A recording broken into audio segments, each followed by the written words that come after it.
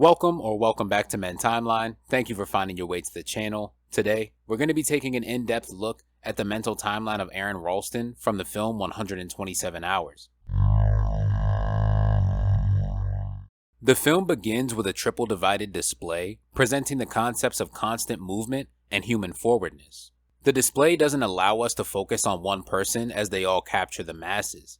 As the display comes to an end and our main character Aron comes into view, we see he is doing the same thing we just saw, moving forward and only forward. Now that we can focus on an individual, it's easier to notice characteristics and mannerisms.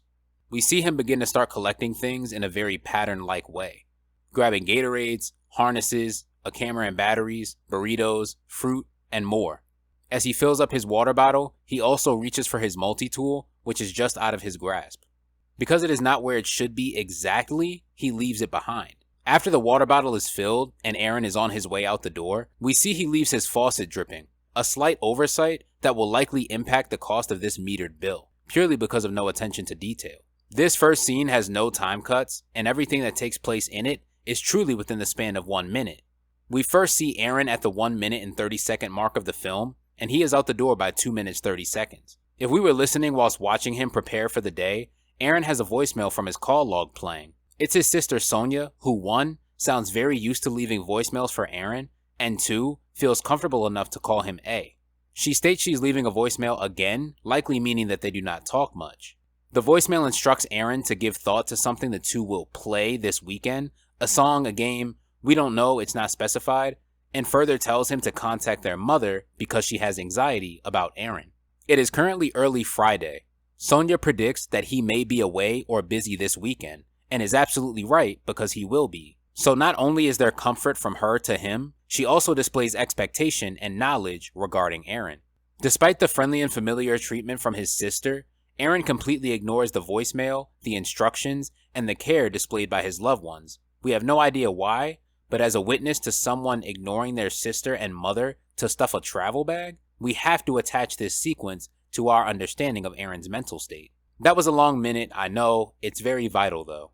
As Aron ventures on a long car drive, we again get presentations of forwardness and mass movement. Aron is simply driving, and if the voicemail analysis never happened, nothing would influence me to think that Aron has questionable mental tendencies. He operates very normally. He could be any of these cars that we see moving on the road. The thing we shouldn't forget is that all of us are capable of being Aron as well, mentally battling the turmoil we feel behind our normalcy and behind our forwardness. As the day shifts to night and night shifts to late night, Aron drives by directional signs informing drivers where to find canyons in the area. We now know why he packed the things he did and where he is going. He stops at a sign to record his borderline arrival, and as the camera flips on, we get more insight into Aron's mentality. Aron shouts that he has made it to his destination and then happily relishes in the fact that his only responsibilities and concerns are himself, the music playing, and the night that he is driving in. The night that just turned into Saturday morning as he informs the camera it is Friday midnight. Aron spent no time on the first day of his weekend doing what his sister asked him to do,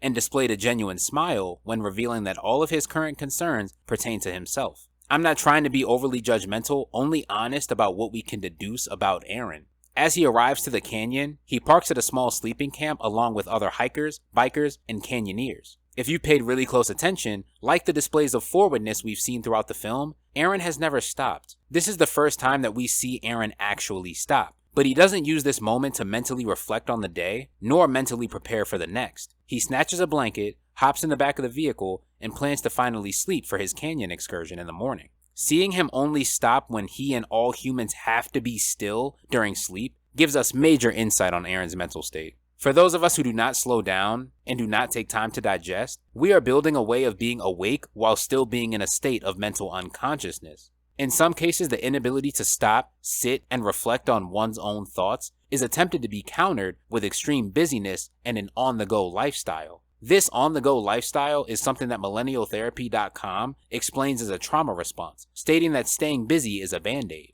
Regardless of if we know the trauma or not, we may clearly be seeing a grand level trauma response framed as Aron's behavior and personality. I'm not a psychiatrist, there aren't going to be any diagnoses on this channel, You know what, maybe I'm wrong about Aron, maybe I'm looking into James's portrayal too much, and I'm just another person talking about red flags. Maybe he'll call his family back in the morning and ease his mother's worries. Aron hops right into the desert, getting more air on his bike than I've ever considered getting, knowing that Charlie and the two chocolate factories down there don't want to feel the come down on the seat. As he rides and enjoys, he falls, which he could care less about, and takes another picture. It may be here where we begin to notice that he takes them, but never looks at them. A possible indication that he doesn't like the attachment he has to even himself. That may be a bit of a reach right now. He picks back up and continues like he had never fallen, then ditches his bike to enjoy some of the trek on foot. Aron is great at land navigation, and we see him help two lost women named Christy and Megan see where they currently are in the desert and where they need to go. The girls assume that Aron spends a lot of time out here, and he confirms their assumption, calling this hot dry land his second home.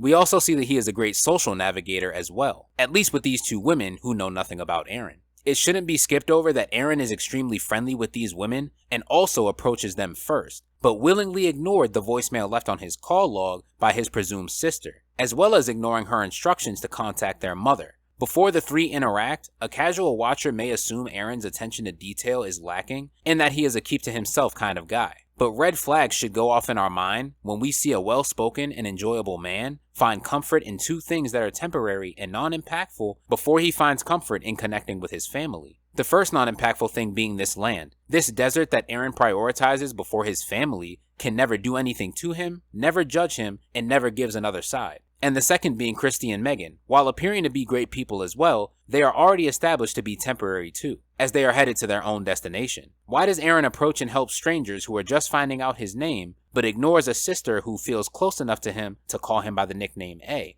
I hope we get answers to this question later on in the film. After the three take turns doing something I don't even want to know how Aron found out, they come together to say their goodbyes and go their separate ways. The girls inform Aron they are throwing a party and want him to attend. This now makes what was established to be temporary have the possibility of being long-lasting. Aron agrees to come by and have a beer. The girls don't entirely know if he will show up and admit that they don't think his agenda had them in it at all. Now wait, let's go back to the beginning of the film. On the voicemail that Sonia leaves on Aron's log, she wants him to spend time this weekend preparing something that will be played at or for what sounds like a family event. This is something that his sister is asking him to take time for a reason. So far, we haven't been introduced to a character who seems to understand Aron better than she does, or understand him well enough to gauge how long it may take him to do something. And what we've just watched Aron do is agree to go to a party with two strangers who don't even know him well enough to know if he'll come. He put that into his weekend instead of doing what his sister advised him to do. Ironically enough, the next scene and moments of Aron's life would guarantee that he made it to neither task, and it happens regardless of the kindness shown to strangers, and regardless of the unfairness shown to his blood and kin. After turning his music back on and all the way up, Aron carelessly and freely walks Blue John Canyon, ascending and descending where necessary. I don't think we've seen Aron more comfortable than we do now, not even with Christy and Megan. Calling Blue John his second home may have been an understatement. He wasn't this free-flowing and unbothered in the place that he pays rent to stay in.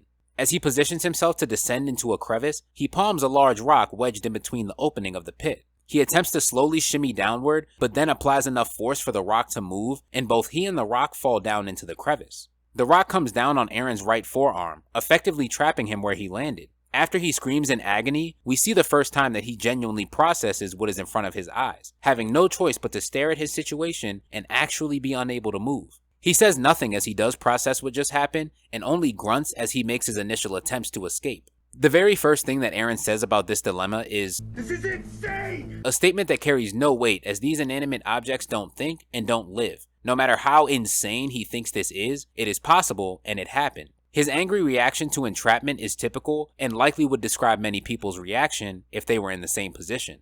Anger is a common emotion felt when physically trapped or stuck. Mental Health America states we may feel a slew of emotions including anger when trapped. And WallaceMiller.com, who studied psychological effects of false imprisonment, reported that anger was among a list of emotions felt by those who had physical freedom taken from them.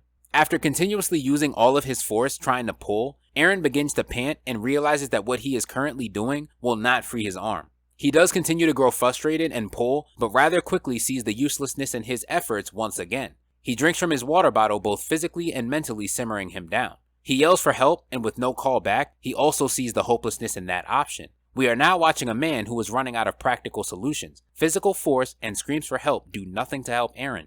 A man who has given us every indication he does not call on others for help and prefers isolation is alone, isolated, and desperate for anything that will help. He hoists his bag on top of the rock and begins to assess the things he packed back in his apartment. The Swiss Army knife is what captures his attention first. He attempts to use it to chip away at the end of the rock that has his arm pinned. Eventually, after his hand cramps, he drops it and we see some of his engineering skills as he is an engineer. This isn't engineering within itself, but his craftiness during times of problem solving does progress. He is a quick thinker and is able to troubleshoot when things go wrong. His brain is a great asset to him and is more reliable than anything on top of the rock. The day once again shifts to night and Aron is still chipping away at the rock, making nowhere near noticeable progress. Aron initially got stuck at around 3:15 p.m. Saturday and had been chipping away all the way up until midnight. With 9 hours gone to a hopeless endeavor, Aron uses his engineering skills when he realizes he has to sleep but has no way to sleep. He intends to use his harness like a swing seat and hang from a base of stability with a flat rope. It will finally relieve him of standing, allowing him to lean upon the rock and get some sleep. It takes him 40 minutes to get the rope loop stuck in place and attach it to the right tightness before he can attach himself. He takes the wildest power nap known to mankind. 5 minutes later, he's right back up, opening the Swiss Army knife and beginning to chip away once again. Whether he realizes that sleep is just not an option right now, or knew all along he just wanted to be more comfortable, it is assumed Aron does not sleep and stays up all the way through Sunday morning. We check back in with him squinting his eyes hard, likely from tiredness, at around 8 a.m. Sunday. For the last 17 hours, knife to boulder has been plan A. An hour later, the stress and disbelief Aron has had for the past day is momentarily overshadowed by how comfortable and alive small patches of sunlight make him feel. Aron begins to daydream about being comfortably asleep as a child before his father wakes him up to enjoy a stunning view. He is now envisioning himself with others. This is the first time we are shown Aron longing for any situation with others involved. Christy and Megan were a chance encounter, and he ignored his loved ones, not longed for them, but would currently give anything to be in the past memory he sees now. At around 3 p.m., Aron announces to the camera it has been 24 hours since his hand got stuck and 24 hours without circulation. He deems his hand a thing of the past, admitting it is likely dead. Aron thinks he hears something jolt by on the ground above and begins to scream for help once again. It is likely, however, that nothing happened. This is corroborated by the fact that Aron tells himself to not lose it after yelling at what may have been his imagination. This plea with himself to keep his own sanity is the last meaningful thing that happens on Sunday. The rest of the day is spent preparing for an extremely cold night. Aron does sleep this night and hallucinates a bit before bed. Hallucination is stemming from Aron's lack of sleep. He's been up for 33 to 40 hours. Also, due to his level of stress, he's been under extreme stress despite it being well maintained for around 28 to 31 of those hours. And his lack of food and water is a complete detriment for the entire situation. Aron knows his circumstances point more toward dying than living. He also knows that a point of mental helplessness is coming, hence why he pushed himself to stay sane earlier. Aron will not fully be able to control what his body makes him feel, think, and do very soon. Aron spends the night drifting in and out of sleep and dreaming intensely about the party he should have made it to and the people he should have been more available for. One dream captures Aron ignoring family voicemails again, so this is repeated behavior, as he ignores a call from his mother and continues his morning habits, much like he did with his sister in the beginning of the film. It's interesting they both know to call early, as Aron is likely trying to get his day started and going before any thoughts about anything else can settle in. Another dream captures him marking where he will be traveling exactly while standing behind a coworker he refers to as a friend. Once again, not taking advantage of the benefits of having long-term relationships, his friend asks him where he's going to be going as he's figuring out where he will be exactly, and for whatever reason, he keeps things vague and brief with his friend who would have sent help by now if only he had said something. CalmClinic.com spoke on the idea of stress affecting dream intensity and the amount of dreams, finding that dreams are affected by what you do and think during the day, and in many cases, they may create more intense, vivid, and incredible dreams. Aron was likely regretting his tendency to not engage with those around him throughout Saturday and Sunday. Earlier, he shouted that the night, himself, and music are his concerns, and now Aron is unconsciously inserting others into the picture. The regret that Aron battles weighs on him heavier and heavier because every second that passes, he gets closer to not being able to make any changes on the world ever again. Monday begins with Aron attempting to create a pulley with enough force to move the rock upward and off of his arm. This rock was estimated to be around 800 pounds and Aron is seeing no progress. displaying the same frustration that he did when he was initially stuck. He even jumps up and down, applying all of his body weight on the pulley. This is Aron's third time committing extensive time and effort to a contraption or idea that ultimately did nothing for his circumstances. Immediately after, Aron yet again visits the doorstep of helplessness. He begins to heavily hallucinate about beverages. We spoke earlier about the moments that Aron will not be able to keep himself sane, and those moments are now the reality. Aron is entering a survival stage that many people have no experience with. The thing about Aron's survival is he knows exactly what he needs. He knows exactly what will keep him alive, and he doesn't have it.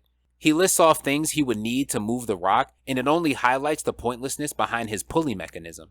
He admits he needs 2 whole different ropes, more pulleys, various parts and tools, and 8 men, for a task he just attempted by himself. 48 hours into the situation is the first time we see Aron seriously considering parting ways with his arm, as he rips the drinking tube off of his water bottle and uses it as a tourniquet. Common belief is that starvation begins between 36 and 72 hours after the last meal, depending on different health factors. Aron's hand is dead, so even if he escapes with his arm, it is pretty much useless to him. Despite this being the case, cutting off one's own arm, severing nerves that are still functioning, and avoiding arteries is extremely hard to come to terms with. This could result in death despite not being a vital part of the body. This also lowers Aron's life expectancy by default even if he does survive. He wraps the tourniquet around his arm and twists it extremely tight in order to eventually cut off circulation. He begins to use the knife to poke and slice at his arm. Aron isn't even giving half the effort necessary to make an amputation possible, but this is to be expected. It took Aron over 2 days to accept the only way to get out is to remove his arm. It's going to take more time for him to become a one-armed man. He frustratingly grunts while trying to, in the most YouTube-friendly way, cut himself, but does not increase his intensity. That's because the frustration is aimed at his mental inability to cut himself. He deflects his mental struggle by jokingly telling the camera to not buy the cheap Swiss Army knife. Even if Aron had a combat knife, no one who questioned amputation for 48 hours just suddenly performs the procedure. Aron continues to see his family and more times than not is having visions of his younger self. A time where many of us are much more innocent, free of grief, and careless. We see this was more than just a vision and pick back up with Aron dangling because he had fallen asleep. This is the first time that he has fallen asleep completely uncontrollably. Thus far, Aron has been able to stay up during the day and make the most of his time. The movement limitations, physical toll, and lack of basic living supplies are affecting him heavily. Slight spoiler, but the majority of the next part of the film is a dream. I want to highlight this because 1, we've bounced between real life, dreams, and hallucinations many times throughout the movie at this point, and 2, because it highlights how somebody in Aron's circumstances can be a detriment to themselves and unable to remain coherent. Aron wakes up from uncontrollably falling asleep, and as he slowly gets his eyes to open, he drops his canteen. His last bit of drinking water splashes out, and Aron now has his own urine as his only available drink. He's clearly exhausted and has been stuck for close to 55 hours. He only becomes agitated for a second before falling right back asleep and dreaming extremely potently. He envisions young people being as free as they possibly can, removing clothing, partying, and screaming. This seems like a memory and exposes that Aron truly can't keep his mind off of better times and times that his current self would say he took for granted. He also begins to dream about a desert storm that quickly becomes very intense. Aron has the mouth of his bottle and his face open wide, attempting to hydrate himself. Even his dream self is trying to stay away from that magic yellow drink in his bag now. The crevice he is in starts to fill with a heavy amount of water and has no canal the water can continue through, so Aron's surroundings begin to flood. Soon he is underwater and envisions himself being freed from the rock, and making his best efforts to navigate back to his truck. Once he gets there, he drives away to the house of a woman who mouthed "I love you" to Aron and was rubbing on his chest in the previous dream. This is likely a lost love who was important to him. He races to her house and the door and begins knocking. Despite the blurriness from the rain on the window, he is immediately recognized. When the door is open, Aron has no voice and only mouths for help. His past lover shakes her head no and goes back to her evening. This shows that within Aron's mind itself, he understands the persona his behavior and isolation creates. He envisions a lover being surprised at his arrival, which goes along with the fact that established characters are never used to seeing or speaking to Aron. It says something when your presence is questioned and not welcome. He envisions her walking away while he is in distress, but lovers support one another without question. Why would Aron's mind be showing him a negative perspective? He sees what he does because it is his reality. Aron is introduced alone and by himself. His concerns consisted of himself. His time belonged to him and him alone. Aron is now crying for help. and he wants help from people who had a helping hand to give him all this time. Had he behaved like he wanted to keep people around, he wouldn't see himself being rejected, he wouldn't envision regrets, and he possibly wouldn't be stranded in the desert with no one knowing his location. As his crying wakes him up, he desperately screams for help. Monday was not an eventful day for Aron. He made his situation worse by letting the water fall, he wasted time by sleeping heavily, and is not closer to being freed. He exerted more energy than he should have, crying and attempting to create the pulley. It is now 7 a.m. Tuesday, 66 hours of being stuck in the crevice. Despite his circumstances, Aron is low-key funny as hell. He starts the morning by mimicking and acting out local news channels, but the different segments are his survival, location, his relevant job experience, and his mental challenges. He takes the time to leave some jokes for his parents on the camera, and once again flaunts his thinking skills. He knows when he'll be declared officially missing, and it isn't for another 24 hours or more. He also admits he knows he'll be dead by then. Aron's joking ends when he tells the camera that no one knows where he is, and states that returning the calls that he should have likely would have saved him from this situation. No matter what, Aron's muscle tissue is starting to decay. Aron is severely dehydrated and psychologically scarred. But he again jokes, and he admits that all of this was one big oops. After the banter, Aron begins to address his family seriously, telling his mother and father that he is grateful for the time that they shared, despite the times that he openly and obviously neglected them. Aron is displaying awareness and self-reflection. He stated earlier that whoever finds this camera has to do their very best to get it to his loved ones. It's sad that if Aron dies right now, the chances that someone will find his skeleton or body are extremely low, meaning all of this recording and his message would be meaningless. No one would realize Aron's psychological awareness and change. The signs of a missing person are there, but Aron traveled in a way that cannot be followed. His bike and vehicle honestly is not enough to go on. Not in 2003, let's just be real.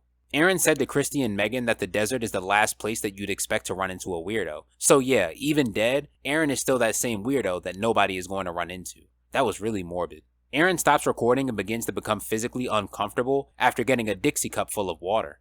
His heart begins to beat deeply and very fast. He tries rubbing it, he tries holding it, he begins to become anxious and unsettled. It continues to beat hard and Aron sees his ex. He seems like he's struggling with something, then he punctures his arm fairly well. It's unclear if he was preparing for the puncture the entire time, or gained adrenaline from feeling his own mortality at the doorstep. Either way, Aron has gained psychological strength by performing this action. As we spoke about, this could not happen the exact moment it popped up in his head. Aron also displays good intelligence. It's possible that he's seen this as a possibility all along. He's been stuck since 3 p.m. Saturday and begins his amputation process early Tuesday. Tuesday may again be another day full of wasted hours, but Aron is alive and has made a mental hurdle to do something that may kill him entirely, but is a chance to live. Aron can be seen again early Wednesday morning. The sun isn't out and his light is on. We don't get the exact time. Let's just say it's 1 a.m. because Aron is drinking piss and trying to jack off, so obviously it's demon time. Imagine seeing this in 3D. Aron talks himself out of his wild thoughts, which is honestly good for his sake, because exerting that much energy is a bit sewer slidal with where things are right now. Aron can get a perv pass, by the way. He's actually stuck between a rock and a hard place. Pee makes you more dehydrated according to a quick Google search, so double stupid.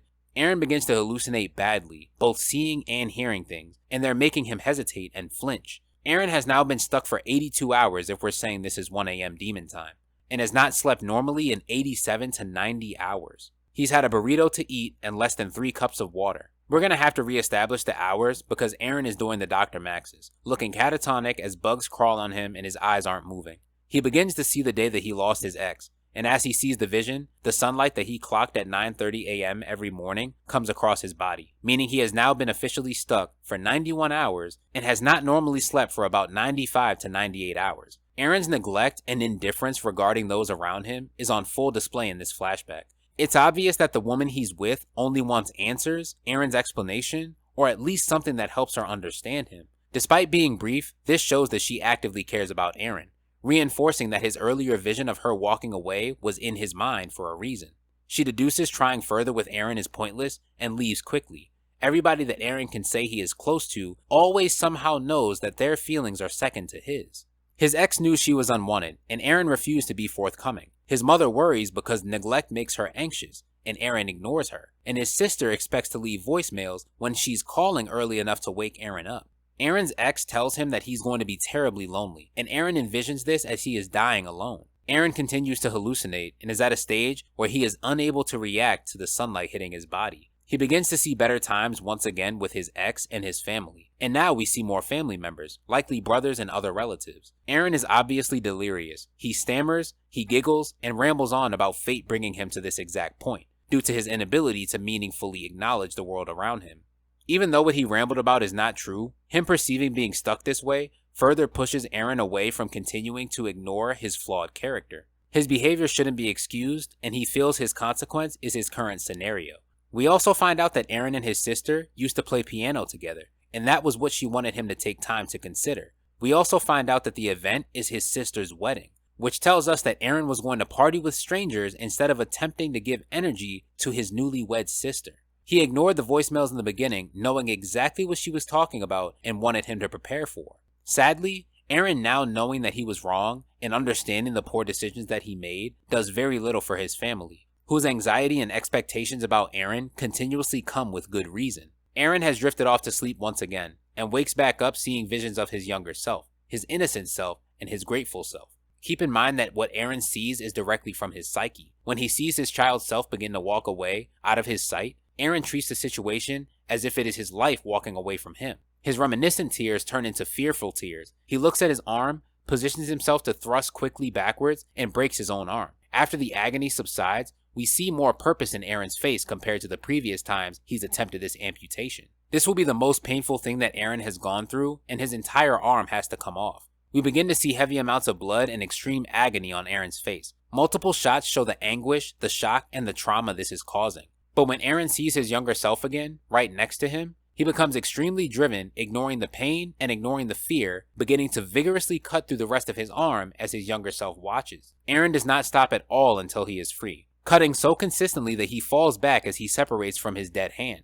Aron sits and for the very first time in a long time mentally digests his circumstances without captivity forcing him to do so. He walks away from what he shouldn't have been able to walk away from. He walks away from his deathbed. Aron is in fight or flight 100%. He did not pass out from shock, so adrenaline is pumping like crazy. Aron also sees that he can live and can make a difference for himself. As he stumbles out of the crevice, he begins to jump and shout uncontrollably. He sees a puddle and quickly harnesses below because he needs this. He fills his water bottle, hydrates himself, and begins to walk to save his life. He keeps his feet moving the entire time. Aron is mentally stronger than he's ever been and is in his weakest physical state. He sees a traveling family and he is so physically unwell that he can no longer scream for help. He tries so many times and is finally able to scream desperately for help, knowing that if he does not get their attention, he will likely die. A helicopter comes to save Aron and airlift him to safety as he had been officially reported missing already by his coworker. Aron is now continuing to live. We see his healed amputation that the hospital likely touched up. We see him genuinely smile at his family after going to hell and back to understand the gratefulness that one should display to the world around them. 127 hours to change the rest of your life.